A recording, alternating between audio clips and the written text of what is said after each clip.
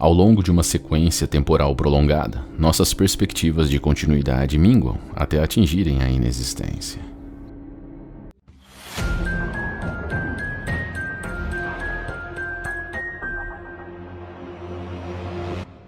O Parque Nacional de Yellowstone, situado nos Estados Unidos, é mundialmente famoso por suas impressionantes características geotérmicas, incluindo as espetaculares fontes termais. Essas formações únicas são testemunhas da atividade vulcânica subterrânea que caracteriza a região.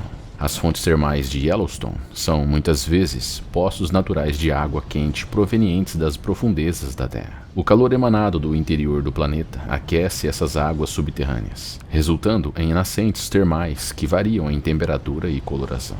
O fenômeno se deve à presença de minerais, como sílica e calcário, que interagem com micro-organismos, criando uma paleta de cores única, que dá às águas cristalinas suas deslumbrantes tonalidades que vão do azul profundo ao vermelho intenso. As águas das fontes termais podem atingir temperaturas extremamente altas, muitas vezes próximas ou até mesmo acima do ponto de ebulição. Entrar em contato com essas águas pode resultar em queimaduras graves.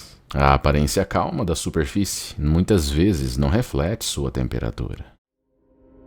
Em 20 de julho de 1981, o jovem de 24 anos de La Canada, chamado David Allen Kirwan, estava voltando de uma viagem que o levou ao norte da Califórnia e ao Canadá. Pelo caminho, ele passou pela área termal Fountain Pine Pot, situada no Parque de Yellowstone. Seu companheiro nessa aventura era Ronald Ratliff, um amigo inseparável, que trazia consigo Moose, seu amado cachorro que se tornaria involuntariamente o centro de uma tragédia. O caminhão avançava pela estrada que serpenteava o parque. Cada curva revelava um novo espetáculo geotérmico. Cores vibrantes e formas exóticas compunham o cenário surreal que se desenrolava diante deles. Os sons da natureza, misturados com o murmúrio distante das águas borbulhantes, ecoavam através do ar seco. O calor escaldante do vapor envolvia a localidade quando Kirwan, Ratliff e Moose estacionaram seu caminhão por volta do meio-dia. Assim que Ronald abriu a porta, Moose, o fiel companheiro de quatro patas, escapou do veículo. O cachorro, impulsionado por uma curiosidade incontrolável, ou talvez um instinto inconsciente, correu em direção à piscina Celestine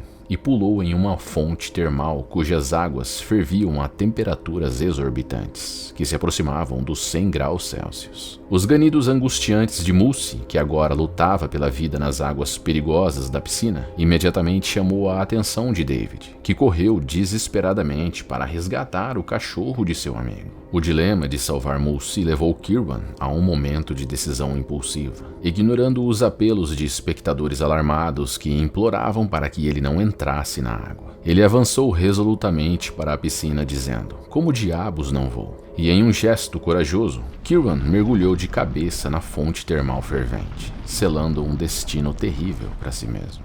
Os espectadores, horrorizados, assistiam a cena se desenrolar. Ao alcançar o animal, Kirwan tentou erguê-lo, mas subitamente ele desapareceu sob as águas, soltando involuntariamente o cachorro. Nesse momento crítico, Ratliff, ignorando o perigo, entrou na parte rasa das águas ferventes para ajudar Kirwan, que já estava sucumbindo e sem forças. Mas o calor intenso cobrou seu preço, deixando Ratliff com queimaduras de 2º grau nos pés. Ratliff conseguiu puxar Kirwan para o deck. E enquanto aguardavam a ambulância, Kirwan ficava repetindo palavras carregadas de autorreflexão. Isso foi estúpido.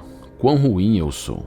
Foi realmente estúpido o que eu fiz. A situação de Kirwan era desoladora. Ele ficou cego e sua condição física era chocante. Quando um visitante do parque tentou ajudar removendo um de seus sapatos, a pele de Kirwan já estava em avançado estado de descamação e desprendeu-se junto com o calçado, expondo uma realidade ainda mais angustiante. As marcas visíveis de sofrimento eram apenas o começo. Kirwan, tragado por queimaduras de 3º grau que se espalhavam por 100% do seu corpo, incluindo a cabeça, encontrava-se em um estado extremamente crítico. Ele foi socorrido, mas apesar dos esforços médicos, ele morreu na manhã seguinte no hospital de Salt Lake City.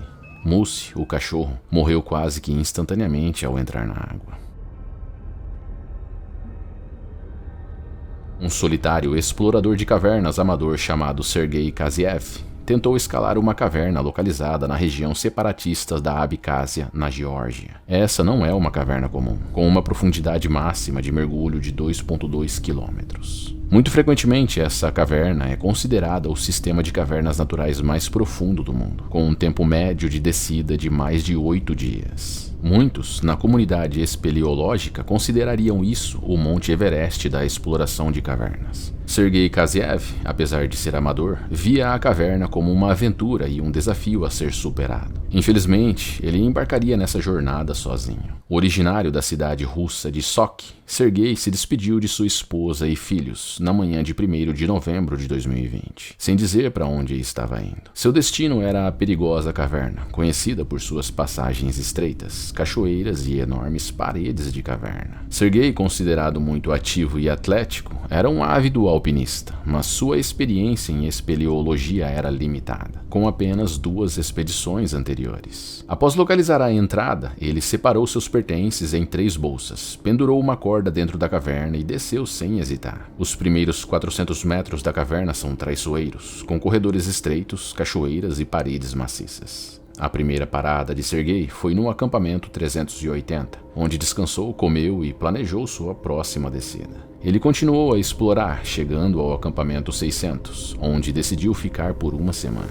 Usando capturas de tela do telefone e um mapa de papel rudimentar, ele desceu para as partes mais técnicas da caverna, onde a água se acumula e a temperatura cai drasticamente. Sergei alcançou uma impressionante descida de 1.100 metros sem o devido traje de mergulho, ficando encharcado e congelando em um ambiente sombrio. Esgotado e sem os suprimentos adequados, ele concluiu que esse seria o ponto final de sua jornada.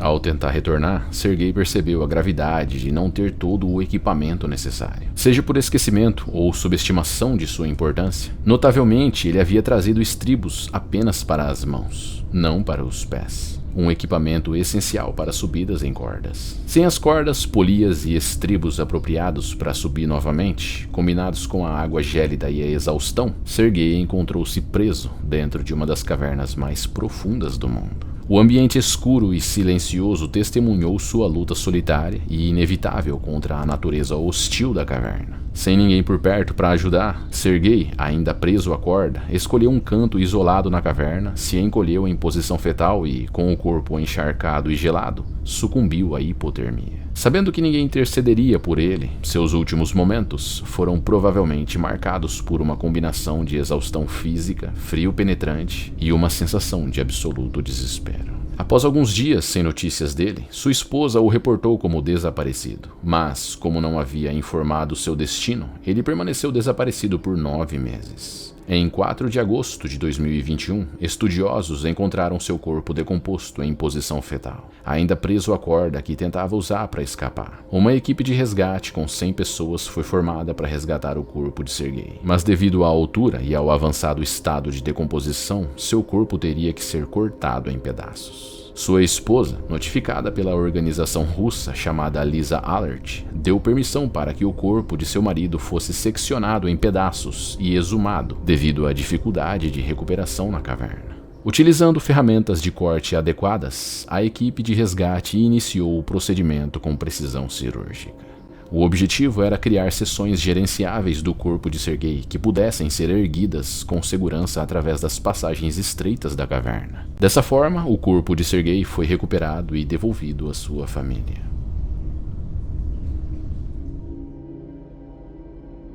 Em uma pequena cidade chamada Manila, situada em Nova Gales do Sul, Austrália, cerca de 200 praticantes de parapente, incluindo Eva, uma parapenter profissional, se reuniram no início de 2007 para se prepararem para o Campeonato Mundial de Parapente, marcado para o próximo fim de semana. O tempo estava fechando, mas ainda assim Eva saltou com seu parapente. A emoção de Eva atingiu o auge quando ela alcançou os 150 metros no Monte Bora. Saltar de um penhasco com tal altitude gera correntes ascendentes, conhecidas como térmicas, proporcionando aos praticantes de parapente uma rara oportunidade de elevação que às vezes se torna perigosa. Em seu primeiro salto do penhasco, tudo parecia correr bem, ou pelo menos era assim que ela imaginava. Por cerca de 1 hora, Eva desfrutou de uma experiência de voo livre, alheia ao vórtice em espiral que se formava nas proximidades. Em certo momento, ela começou a subir incontrolavelmente, e a equipe no solo mal podia acreditar no que estava testemunhando. Eva estava sendo arrastada pela tempestade, elevando-se em direção a um céu cada vez mais escuro.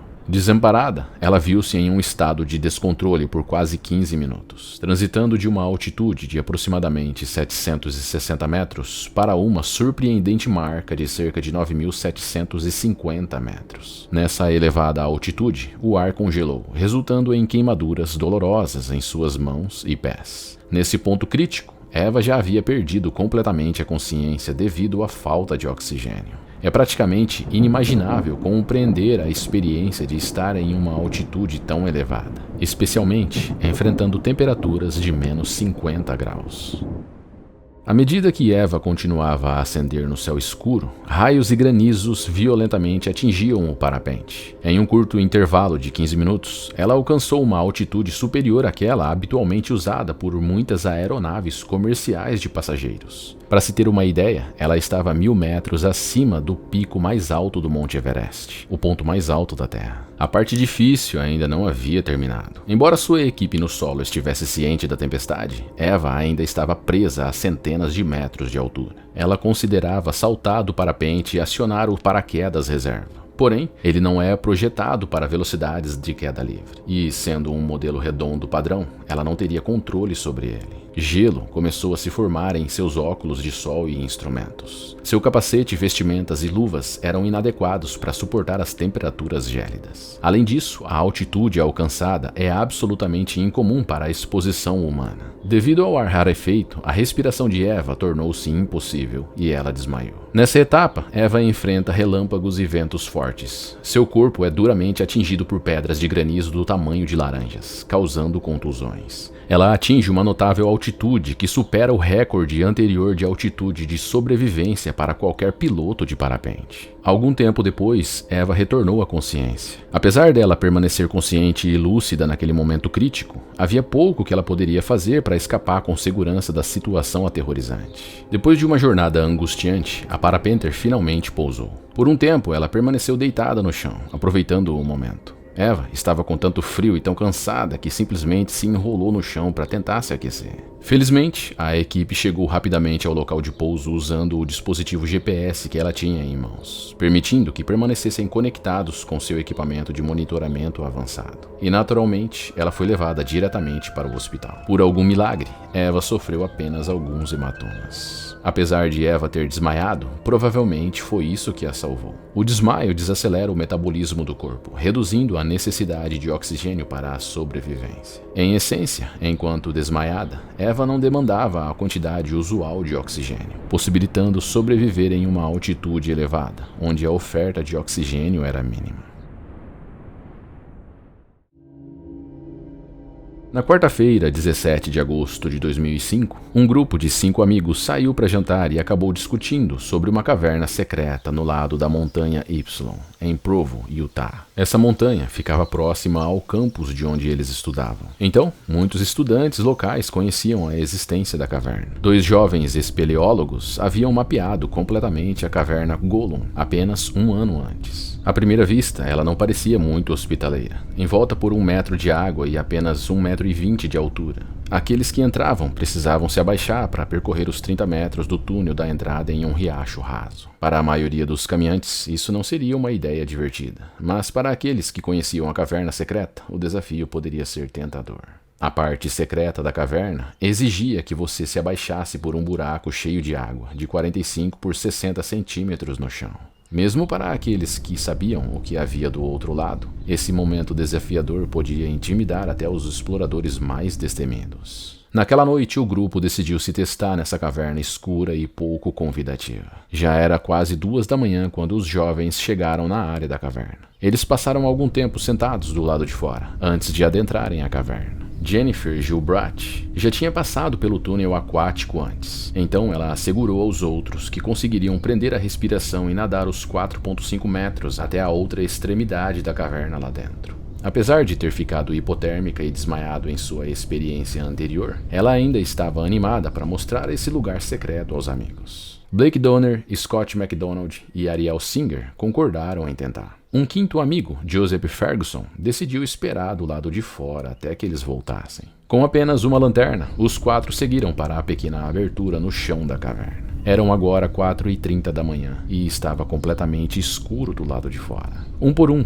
eles reuniram coragem para se abaixar no estreito corredor cheio de água fria. Jennifer foi a primeira, pois era a única que já tinha estado lá antes. Eles observaram sua cabeça desaparecer sob a água, causando uma pequena ondulação quando ela se moveu para o outro lado. A passagem secreta do túnel aquático tinha apenas 2 metros de largura e 4,5 metros de altura. Um por um, Blake, Scott e Ariel seguiram na direção indicada por Jennifer.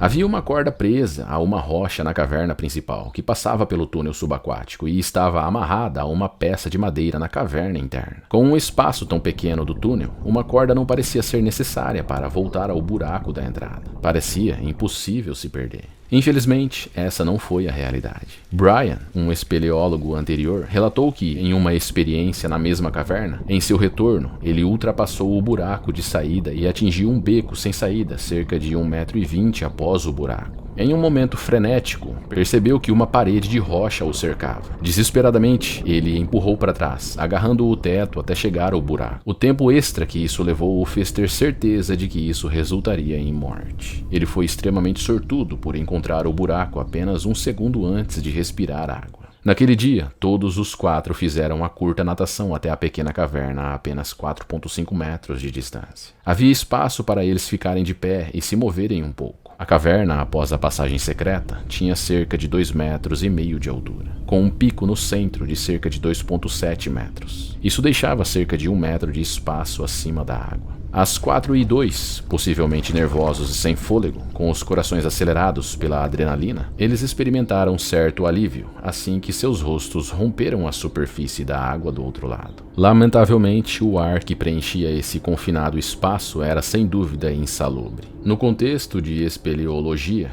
o termo ar ruim abrange qualquer atmosfera que não contenha os habituais 21% de oxigênio e 79% de nitrogênio, com traços de outros gases em proporções insignificantes. Devido à estagnação da caverna e ao bloqueio da fonte de água, a probabilidade de acúmulo de dióxido de carbono era considerável, originada por diversas causas. Conforme os estudantes passavam tempo na câmara interna, o oxigênio era gradativamente consumido, resultando no acúmulo de dióxido de carbono. Além disso, havia indícios de velas acesas no interior, o que, por sua vez, teria diminuído ainda mais a disponibilidade de oxigênio. Com a ausência de circulação de ar, o dióxido de carbono teria se acumulado na altura da água ao longo do tempo. Mesmo que os estudantes tenham permanecido apenas por alguns minutos, a redução de sua capacidade de pensar, mover-se e respirar tornaria o retorno uma empreitada perigosa. Assim que adentraram a caverna, eles podem ter percebido rapidamente a dificuldade em respirar e a urgência de retornar. Contudo, devido às dimensões reduzidas do buraco de entrada, apenas uma pessoa por vez conseguia atravessar o estreito túnel e içar-se para fora do buraco de saída. Jennifer foi a primeira a submergir. Porém, incapaz de encontrar a saída antes de ficar sem ar, provavelmente enfrentou uma luta pela vida. Enquanto isso, os outros 3, no breu total, estavam agora expostos ao ar sufocante da caverna interna. A próxima na ordem, Ariel, enfrentaria um aumento significativo na taxa de respiração em um ambiente com 2 ou 3% de dióxido de carbono. Nadando rápido, impulsionada por sua última reserva de energia, ela buscava desesperadamente a abertura, possivelmente sem perceber completamente a crítica situação de Jennifer, que provavelmente já estava morta e obstruindo o caminho. Blake e Scott, após respirarem o ar impróprio por vários minutos adicionais, começariam a sentir os efeitos dos níveis reduzidos de oxigênio, maior concentração de dióxido de carbono e o pânico associado a um ambiente desconfortável para a respiração. A agonia prolongada continuaria para o último explorador que, no escuro da caverna interna, provavelmente ansiava por escapar permanentemente desse lugar opressivo. Com base nas evidências do local, as autópsias confirmaram o afogamento como a causa da morte. É desafiador conceber a ideia de 4 jovens adultos saudáveis no auge de suas vidas se afogando em um trecho de meros 4,5 metros. Após a recuperação dos corpos, a entrada da caverna foi preenchida com concreto para evitar que espeleólogos adentrassem e, assim, prevenir possíveis perdas de vidas.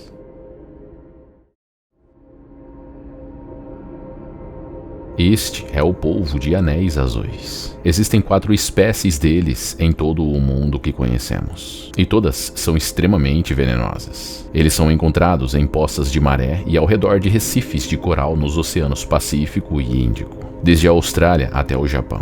Geralmente tem uma cor amarelada, com belos anéis azuis e pretos por todo o corpo. Podem mudar de cor dramaticamente quando ameaçados e são alguns dos animais marinhos mais venenosos do mundo, sendo extremamente perigosos para os humanos. Apenas um polvo de anéis azuis tem veneno suficiente para matar 26 pessoas em minutos. Mas, ainda pior que a potência do veneno é o efeito que ele causa. O principal componente dele provoca paralisia motora dos músculos, não apenas ao redor da picada. Causa paralisia dos músculos por todo o corpo. Como resultado, a maioria das pessoas que morreram por essas picadas morreram por sufocamento, porque seus diafragmas estão literalmente paralisados e não podem mais inflar os pulmões. Então imagine que você está nadando no oceano e, sem saber, em algum lugar na água, você encontra um polvo de anéis azuis. Sem perceber, ele se sentiu ameaçado e deu a você uma picada pequena e indolor. Pouco tempo depois, você começa a se sentir um pouco enjoado e estranho. Então, você começa a ter dificuldades em mover seus braços e pernas até não conseguir mais boiar. De repente, você não consegue mais mexer os braços e sua cabeça afunda abaixo da superfície. E então, você afunda lentamente até o fundo, sem poder ressurgir.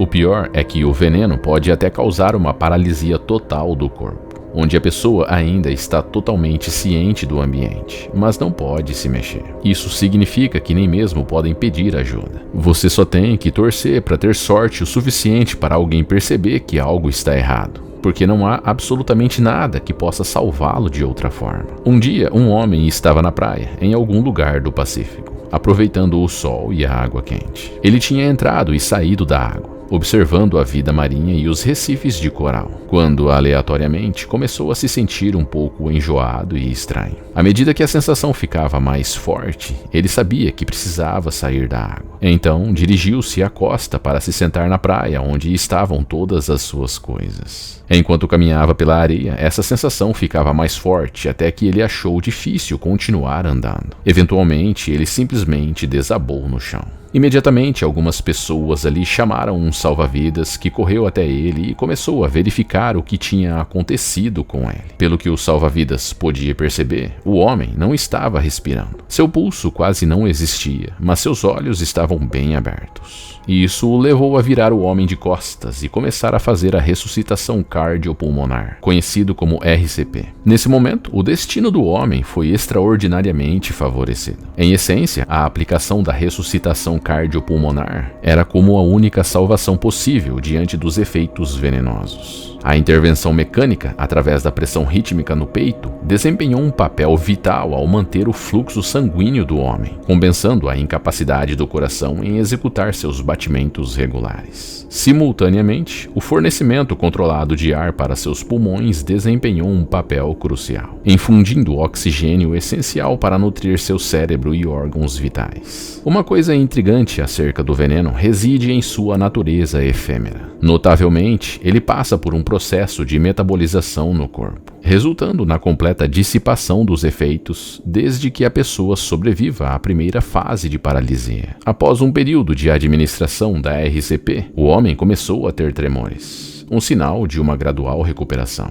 Esses tremores evoluíram em intensidade até que, finalmente, o homem recuperou a capacidade de movimentar-se sozinho. Em grande parte, a maioria das pessoas retorna ao seu estado normal dentro das primeiras 24 horas após uma picada. Contudo, o destino desse homem foi desolador. A sua paralisia ocorreu com seus olhos abertos, enquanto recebia o RCP sob a forte luz solar, que acabou queimando completamente suas córneas. Esse infortúnio deixou o homem cego para sempre. Ser um faroleiro antigamente era incrivelmente solitário e perigoso. Você era deixado no farol com sua comida e suprimentos por cerca de 9 meses. Ao final desse período, você era resgatado, se ainda estivesse vivo. Digo isso porque se você ficasse doente, não poderia ligar para sua mãe ou para um médico. Você estaria simplesmente sozinho. Mesmo que quebrasse uma perna, ainda teria que escalar a torre e acender a luz para guiar os navios. As noites eram muito escuras, exceto pela sua luz das mais de 400 velas do farol. Durante o dia, você dormia em completo silêncio, interrompido apenas pelo vento uivante, pelas ondas rugindo, pelos rangidos da estrutura e pelo constante tic-tac do mecanismo do relógio que controlava a luz. Não havia ninguém com quem conversar. Você não recebia correspondência, e-mail, ligação ou qualquer outro meio de comunicação. Se você tivesse sorte, teria uma mulher que suportasse sua ausência. Mas enquanto você trabalhava, ela dormia, e enquanto você dormia, ela trabalhava. Se houvesse um naufrágio perto do farol, esperava-se que você saísse em um barco a remo e fizesse o que pudesse para salvar os tripulantes. Lembrando que os naufrágios de navios geralmente aconteciam nas noites mais terríveis: frio, chuva, neve, vento e ondas violentas. Em um dia do século XIX, o farol Smalls Rock, localizado na costa do país de Gales, contava com uma tripulação operacional composta por 2 pessoas, Thomas Howell e seu companheiro de trabalho Griffith. Esses 2 homens, apesar de compartilharem o mesmo espaço no farol, pareciam viver em mundos distintos, sem dedicar tempo um ao outro. A atmosfera entre eles era tensa, sugerindo abertamente uma relação marcada por desentendimentos. Testemunhas relataram discussões acaloradas em público entre os 2. O motivo pelo qual esses indivíduos foram designados para trabalhar no mesmo farol simultaneamente permanece um mistério. Antes do nascer do sol no dia designado, os homens deixaram para trás o aconchego de seus lares, prontos para mais uma temporada no farol. Ao chegarem, os homens iniciaram seus trabalhos com uma meticulosidade que evidenciava a rotina bem estabelecida que se desdobrava diante deles. Depois de alguns dias, Griffin começou a apresentar sintomas de mal-estar, levando Howell a deixar de lado suas desavenças para prestar os primeiros socorros. Contudo, essa ação teve pouco impacto no alívio de Griffith, cuja condição de saúde deteriorou-se com o passar dos dias. Diante da ineficácia de seus esforços, Howell tomou a decisão de acionar o farol de socorro. As condições climáticas do Mar da Irlanda são notoriamente desafiadoras, mesmo nos momentos mais favoráveis. Nessa ocasião específica, os vendavais eram ainda mais intensos. Qualquer embarcação que avistasse o farol enfrentaria uma tarefa ainda mais árdua, dada a dificuldade de se aproximar o suficiente para prestar assistência. Esse atraso adicional foi demais para Griffith, que faleceu antes que qualquer ajuda pudesse chegar. No entanto, os problemas de Howell estavam apenas começando. Ali estava ele, abandonado em um farol com seu rival já falecido. A possibilidade de ser acusado de homicídio ganhou contornos sombrios em sua mente. Jogar o corpo de Griffith ao mar poderia solidificar de vez a suspeita. Optando por evitar alimentar essa desconfiança, Howell decidiu manter o corpo, talvez como uma evidência de sua inocência na morte do colega. O espaço limitado para acomodar um cadáver deixou poucas opções, então ele se viu obrigado a amarrar o corpo de Griffith do lado de fora de seus aposentos, numa rudimentar cabana de madeira. As tempestades que originalmente impediram a chegada de qualquer socorro persistiam implacáveis. Com o tempo, a condição de Griffith começou a deteriorar-se. Howell, cada vez mais obcecado com a sensação de estar sendo observado, finalmente sucumbiu à pressão psicológica. Isso o levou a sacrificar algumas das paredes internas do farol para improvisar um caixão. Mas não demorou muito para que o caixão improvisado se desfizesse. 3 semanas depois de ter colocado Griffith na caixa mortuária, uma tempestade a destruiu. Sem recursos apropriados, todos os reparos nada mais eram do que uma solução temporária até que o caixão cedeu totalmente. Os braços de Griffith se libertaram e começaram a aderir aos ventos fortes. De dentro da cabana, Howell não conseguia ver nada além do braço agitado de um cadáver, ocasionalmente colidindo com a própria caixa e fazendo barulhos de batidas. Durante semanas, talvez até meses, Howell parecia ser assombrado por uma presença sobrenatural. Noite após noite, semana após semana, uma mão ossuda persistia em seu terrível propósito. A mente de Howell, envolta em solidão e desespero, começou a pregar peças cruéis. Imagens espectrais de Griffith pareciam materializar-se, e as noites tornavam-se uma sinfonia de murmúrios fantasmagóricos. Howell, em sua agonia, chegou a imaginar a voz do colega falecido chamando-o para se unir a ele na eternidade. Os navios que avistavam o farol de socorro não podiam atracar na ilha. Eram obrigados a seguir adiante. Surpreendentemente, mais de uma embarcação relatou avistar uma figura na saliência do farol, possivelmente tentando chamar a atenção. Num breve intervalo entre as tempestades, uma embarcação finalmente conseguiu se aproximar. Ao chegarem, os marinheiros foram envolvidos por um odor insuportável de decomposição. Foi então que Howell surgiu do interior do farol, parecendo mais morto do que vivo. Uma sombra pálida e irreconhecível do homem que um dia fora. Howell, por fim, foi resgatado, mas não antes de sua mente ser completamente eclipsada. Todo aquele tempo sozinho com o cadáver corroeu sua sanidade mental. No momento do resgate, restava pouco da pessoa que ele fora. Entretanto, em meio à tragédia, uma mudança positiva surgiu. A tripulação do farol, que antes consistia apenas de 2 membros, foi aumentada para 3 como resultado direto dessa experiência sombria. Essa política continuou a vigorar até os anos 1980, quando a automação assumiu o controle, transformando o cenário dos faróis. Em 1860, o farol Small Rock foi substituído. No entanto, para os moradores da localidade, a ilha continua carregando o peso de sua história. Os povos nativos da Sibéria, do Alasca e do norte do Canadá sempre tiveram em seu cardápio animais como ursos e focas. Alguns dizem que a gordura do urso polar é tão saborosa que dá para substituir a manteiga. Porém, apesar da culinária exótica, o fígado de um urso polar pode atuar como veneno para seres humanos. Os animais armazenam vitamina A em seus fígados, e nós a usamos em uma variedade de processos, desde a formação cerebral até a preservação da visão e a produção de esperma. Além disso, a vitamina A desempenha um papel fundamental na geração de células da pele, assim como nas células de gordura essenciais para manter focas e ursos polares aquecidos em meio ao frio extremo.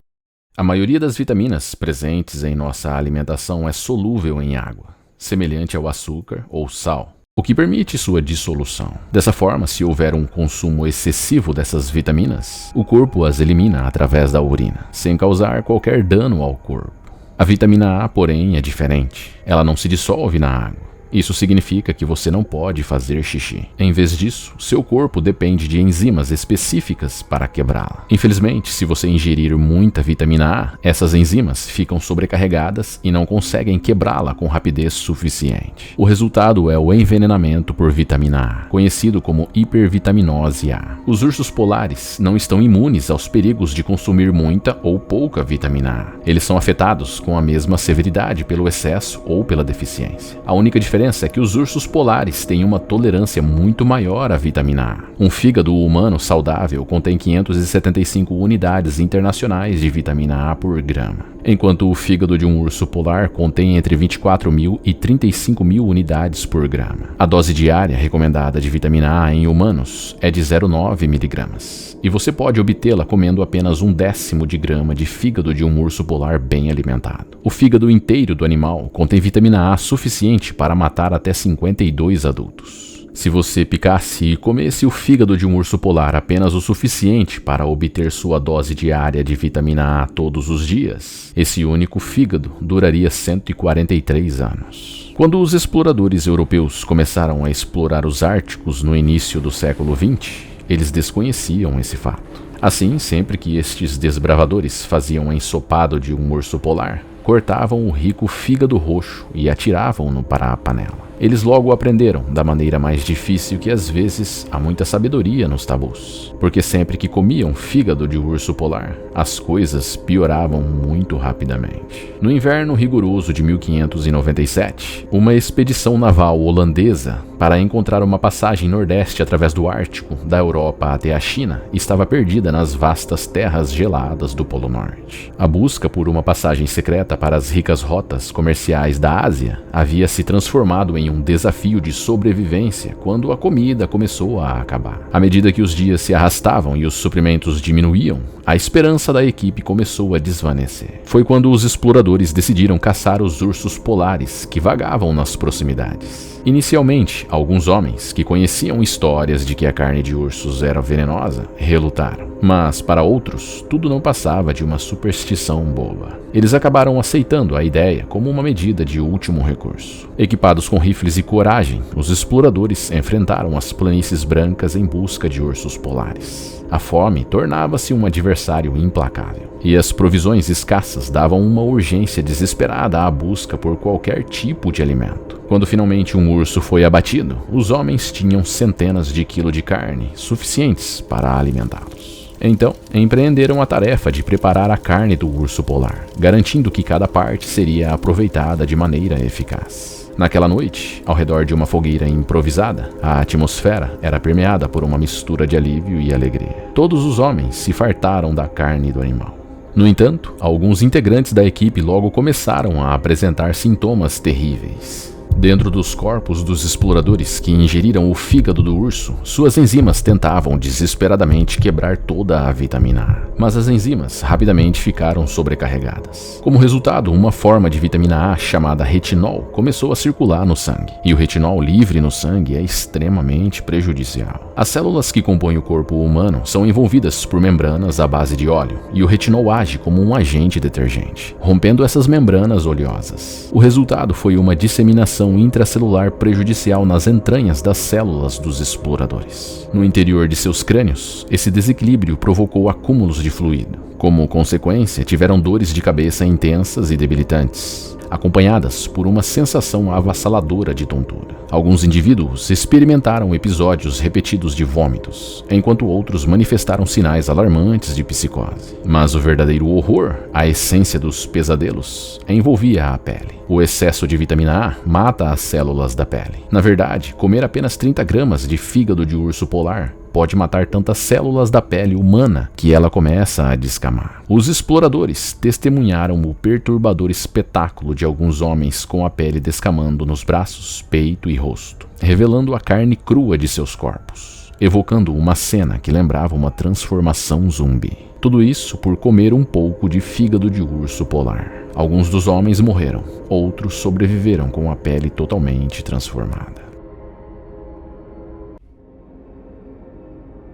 No ano de 2007, numa tarde típica de terça-feira, o fazendeiro Sampson Parker estava envolvido nas rotinas diárias de sua propriedade na ensolarada Carolina do Sul, se dedicando ao cultivo e colheita nos campos que compunham sua propriedade. Nesse cenário sereno, ele ainda não vislumbrava o confronto com o colhedor de milho que mudaria sua vida. As máquinas agrícolas, fiéis aliadas na produtividade, muitas vezes reservam surpresas indesejadas. E foi exatamente isso que se desdobrou naquela tarde. O agricultor habilidoso, imbuído da experiência que só os anos de dedicação à terra podem proporcionar, movia-se com destreza entre as fileiras de milharais, guiando a colheitadeira. De repente, ele percebeu algo incomum. A máquina começou a dar sinais de travamento. Um ruído metálico indicava que algo estava errado. Curioso, Parker desceu da cabine e se aproximou da colheitadeira já desgastada pelo tempo e pela exposição às intempéries. E ao examiná-la, viu que um talo teimoso havia ficado preso nas engrenagens, impedindo o fluxo suave da colheita. O agricultor compreendeu que era necessário retirar o talo. Ele estendeu o braço em direção ao colhedor de milho em funcionamento, buscando remover os talos presos. Mas sua mão acabou ficando aprisionada. Imerso na agonia da situação, Sampson Parker enfrentou cerca de 1 hora de angústia enquanto ficava preso na colheitadeira. Consciente de que seus apelos por ajuda eram infrutíferos devido à ausência de pessoas na fazenda naquele momento, ele percebeu que seu braço começou a adormecer. Em um momento de desespero, Parker recorreu ao único recurso disponível para tentar preservar sua própria vida: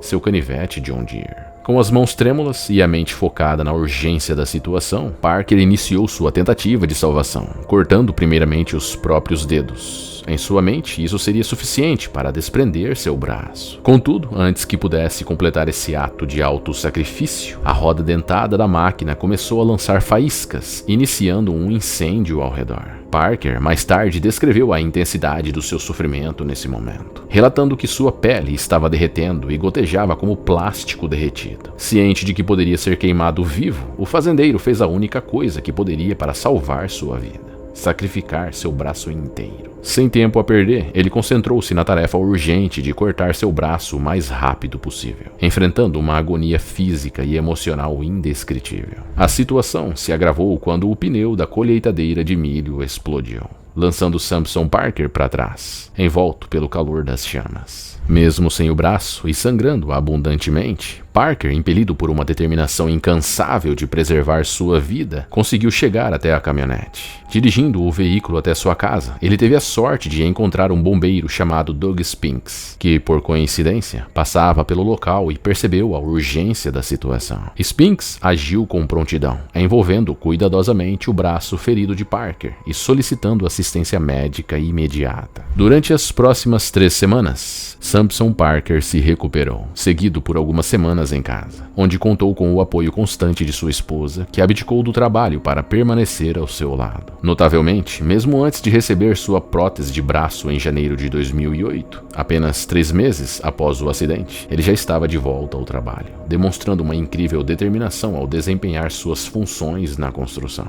adaptando-se ao desafio de trabalhar com apenas um braço.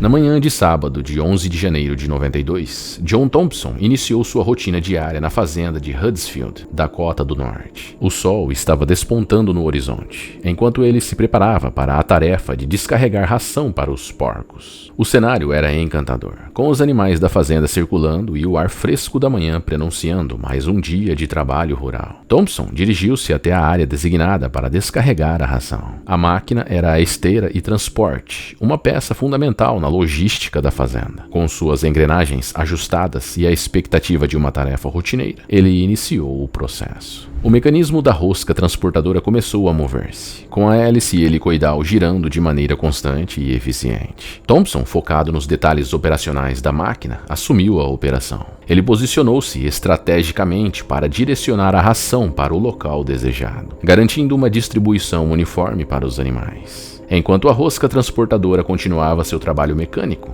Thompson aproveitou o momento para interagir com o ambiente ao seu redor. Um cachorro da fazenda, seu companheiro de 4 patas, brincava nas proximidades, contribuindo para a atmosfera descontraída da manhã rural. Contudo, em um giro inesperado dos eventos, o destino preparou uma reviravolta trágica. Thompson, em um momento que inicialmente parecia trivial, aproximou-se perigosamente do eixo de acionamento de energia da máquina. Infelizmente, ela não possuía o escudo de segurança necessário, criando uma situação potencialmente perigosa. A falta de proteção, combinada com o descuido de detalhes como a camisa não devidamente enfiada para dentro, resultou em um acidente devastador. A manga da camisa de Thompson ficou presa no eixo, levando a uma série de eventos que mudariam sua vida de forma irreversível. O acidente resultou na perda abrupta de ambos os seus braços, deixando-o atordoado e confuso. Desperto pelo lampejo da consciência, Thompson se viu diante de uma realidade inimaginável, com seu cachorro lambendo seu rosto e a amarga percepção de que algo terrível havia acontecido. Sem entender completamente o que se desenrolou, Thompson, sem parte dos 2 braços, enfrentou a difícil tarefa de simplesmente se levantar. Com a máquina ainda ao seu redor e sem ninguém por perto, ele apoiou suas costas contra o pneu do trator e conseguiu, de alguma maneira, erguer-se, mesmo que o trauma o fizesse desligar emocionalmente. A solidão da situação não deixou alternativa a Thompson, senão buscar ajuda por conta própria. Ele caminhou cerca de 1 quilômetro até a casa. A entrada na residência tornou-se uma batalha, quando Thompson usou a boca para virar a maçaneta e um lápis para discar o telefone. Em seguida, ele sentou-se na banheira para evitar que o sangue manchasse o novo tapete de sua mãe. A única dor que Thompson realmente sentia era quando o nervo exposto pendurado em seu lado direito batia em alguma coisa. Thompson também estava ficando tonto. Ao receber socorro e ser encaminhado ao hospital, Thompson, apesar do cenário crítico na angustiante visita à sala de emergência, lembrava-se de manter conversas triviais com as pessoas ao seu redor. Enquanto os profissionais de saúde trabalhavam para salvar sua vida, ele se apegava preocupado com detalhes mundanos, como se tinha ou não desligado o fogão em casa. Sua mente, em meio ao caos, ainda encontrava espaço para a trivialidade do cotidiano. Em meio à agitação na sala de emergência, ele ficou irritado com a equipe médica por cortar suas botas favoritas. Enquanto ainda estava na cama da sala de emergência, Thompson também percebeu a equipe carregando um saco de lixo ao seu lado, muito próximo à sua cabeça. Ao virar para olhar, ele viu eles retirando seus 2 braços de lá. Thompson e seus membros desconectados foram transportados para um hospital em uma cidade próxima. O processo, por si só, parecia uma obra de ficção. Buscando um pouco mais de normalidade, ele pediu à equipe para posicioná-lo de forma que pudesse apreciar a vista pela janela. O cirurgião Dr. Allen Van Beek Mack realizou com sucesso o reimplante dos seus braços, sendo necessário que Thompson fosse colocado em um coma de 4 semanas para otimizar sua recuperação. Por uma margem estreita, Thompson sobreviveu a uma série de infecções sanguíneas, enfrentando diversas intervenções cirúrgicas e uma reabilitação intensiva para restabelecer sua saúde. Felizmente, ele conseguiu se recuperar. Em agosto de 2007, Kevin McGarry, então com 18 anos, deparou-se com uma oportunidade ao ver um anúncio no Farmers Journal que mudaria o curso de sua vida. Atraído pela promessa de desafios e crescimento profissional, ele embarcou em uma jornada que o levou da sua terra natal para a ilha norte da Nova Zelândia. A topografia acidentada da região era um desafio ao trabalho diário, forçando os proprietários da fazenda a adaptarem-se a uma realidade em que os quadriciclos eram menos comuns, predominantemente devido aos elevados custos operacionais associados a esses veículos. A resposta prática para economizar foi a adoção de motos off-road, que não apenas proporcionavam uma locomoção ágil e eficiente, mas também se tornavam aliadas indispensáveis nas trilhas sinuosas e desafiadoras da fazenda. Da área de ordenha até o local onde as vacas pastavam, Kevin percorria o trajeto montado em sua moto, evitando a caminhada devido ao tempo que consumiria. As jornadas de trabalho eram verdadeiramente extenuantes, especialmente para ele e seu supervisor, que iniciavam a ordenha por volta das 4 ou 5 da manhã, estendendo-se até as 7 ou 8 da noite. Sua responsabilidade diária consistia em trazer as vacas para o processo de ordenha, uma tarefa complexa que envolvia lidar com 2 manadas soltas simultaneamente. A complexidade aumentava ainda mais pelo fato de que as 800 vacas precisavam ser cuidadosamente separadas após o término do procedimento de ordenha, demandando habilidade e destreza para evitar qualquer confusão entre os animais. Após uma jornada de trabalho, Kevin tinha que realizar tarefas adicionais, como a separação das vacas, prolongando seus dias até tarde da noite. Em uma manhã fatídica, exausto e privado de alimento por um período que se estendeu entre 15 a 20 horas, enquanto se dirigia para as vacas, sua moto deslizou, chocando-se contra uma cerca elétrica pulsante de 14.000 volts de eletricidade. O impacto provocou uma faísca que encontrou o vazamento de combustível, desencadeando um incêndio voraz que consumiu a moto de forma quase instantânea. Preso sobre os destroços em chamas por aproximadamente 45 minutos, ele recordou vividamente a sensação dolorosa do escapamento queimando em sua perna. O ambiente caótico era permeado pelo crepitar do fogo, o calor intenso e a sensação sufocante da fumaça que envolvia o local do acidente. Sua percepção do tempo tornou-se distorcida, com cada minuto parecendo uma eternidade. Seu chefe, dotado de treinamento paramédico, agiu para extinguir as chamas e solicitou socorro através do 911, e uma ambulância o transportou para o centro de queimaduras em Auckland. Submetido a um coma induzido por 4 semanas, ele enfrentou lesões em 45% do corpo, provocando a necessidade de extensos enxertos de pele, especialmente nas pernas, que eventualmente precisaram ser amputadas acima do joelho. Essa experiência traumática deixou cicatrizes não apenas na pele, mas também na trajetória de sua vida. Após um ano de intenso processo de reabilitação e cicatrização, Kevin iniciou a utilização de próteses, embora tenha enfrentado uma adaptação bastante prolongada. David Butler possuía árvores muito antigas ao longo da estrada que passava em sua propriedade, algumas com aproximadamente 150 a 200 anos de idade.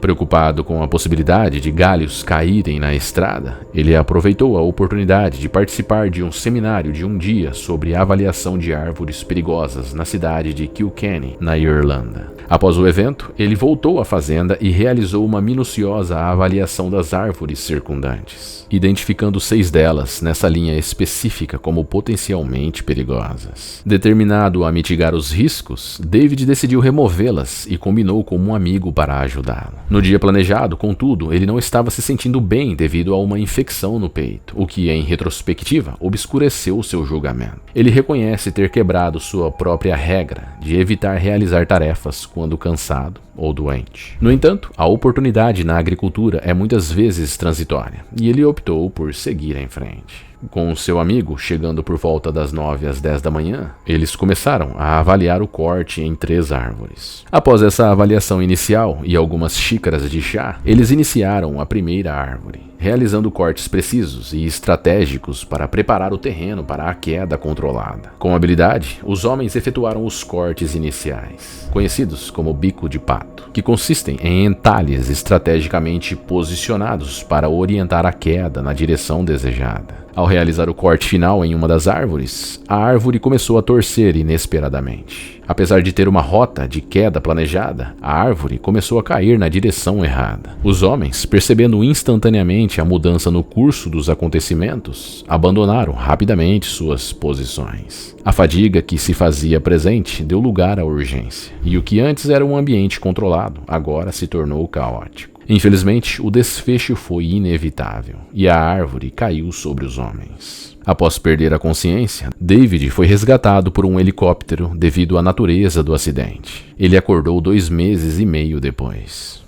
A rápida transferência para o hospital, apenas 12 minutos de distância, provavelmente salvou sua vida. Ele passou 2 meses na UTI, enfrentando complicações graves, incluindo pneumonia, falência renal e múltiplas lesões, desde costelas quebradas até uma coluna vertebral fraturada em 3 lugares. Após uma série de procedimentos cirúrgicos, incluindo a colocação de hastes em suas costas, ele enfrentou uma longa e árdua recuperação. 6 meses de hospitalização, seguidos por uma semana de reabilitação, marcaram sua jornada de recuperação. Ele superou desafios físicos, como aprender a andar novamente. Mas o processo de desvincular a dependência dos opiáceos utilizados para o controle da dor foi particularmente difícil, levando 1 ano e meio. Em sua totalidade, o processo de recuperação de David Butler demorou cerca de 2 anos.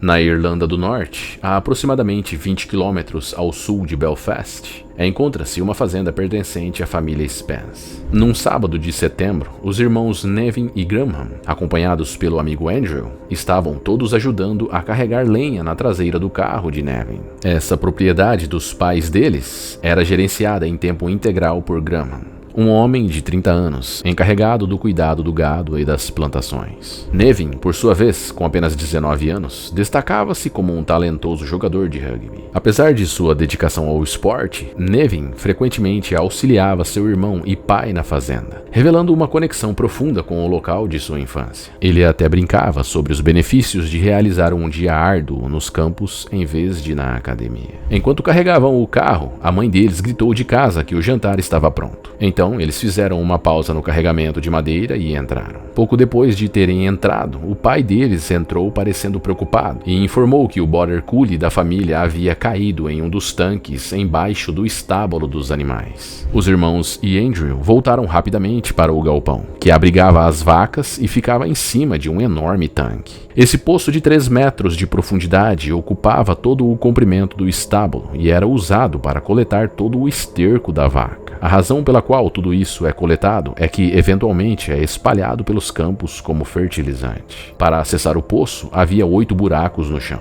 aproximadamente do tamanho de uma tampa de bueiro. Alguns deles estavam abertos, e o cachorro caiu acidentalmente no fundo do tanque. Não havia como sair desse lugar exceto por esses buracos, o que significava que não havia como o cachorro sair. Sabendo que o cachorro poderia ter se machucado na queda, os irmãos rapidamente agarraram uma escada e a colocaram dentro de uma dessas entradas. Porém, estava escuro demais para ver qualquer coisa além do esterco de vaca na parte inferior. Assim que colocaram a escada, Graham pegou uma lanterna e começou a descer. Às 5h22, ele apontou a lanterna procurando pelo cachorro. Mas cerca de 15 segundos depois de não encontrar nada, começou a subir a escada de volta. Quando sua cabeça estava no nível da abertura do poço, seus olhos rolaram para trás, e ele caiu diretamente de volta no buraco.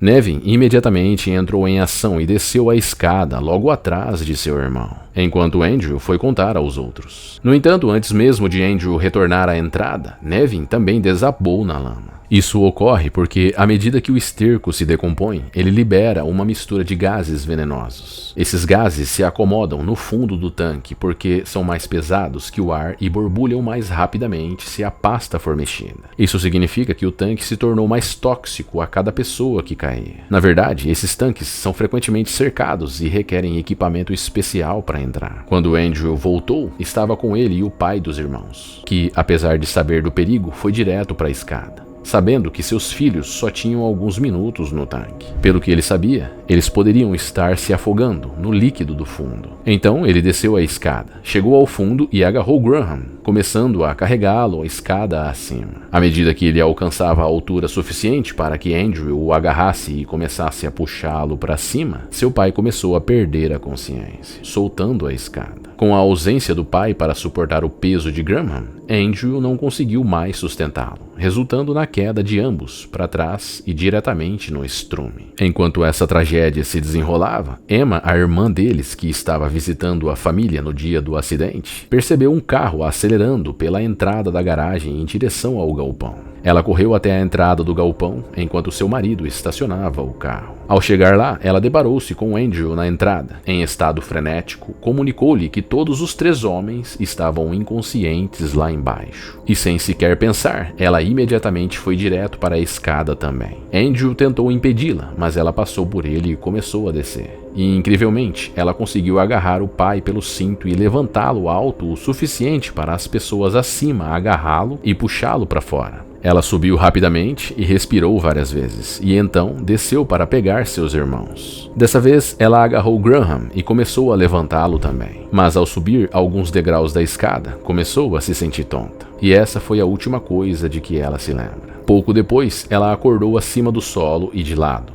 Mais tarde, ela descobriu que Graham foi retirado com sucesso pelos outros graças a ela. Mas eles não podiam arriscar descer novamente até a chegada da equipe de resgate. Eventualmente, os bombeiros chegaram ao local com tanques de oxigênio e conseguiram recuperar Nevin e o cachorro da família do fundo do tanque, afundado na lama. Tragicamente, Nevin e seu pai foram declarados mortos no local. Graham foi levado às pressas para o hospital, mas ele também não poderia ser reanimado. Emma se recuperou totalmente, mas estava, obviamente, arrasada. Em apenas alguns minutos, ela perdeu os 2 irmãos, o pai e o cachorro da família. Algo absolutamente trágico.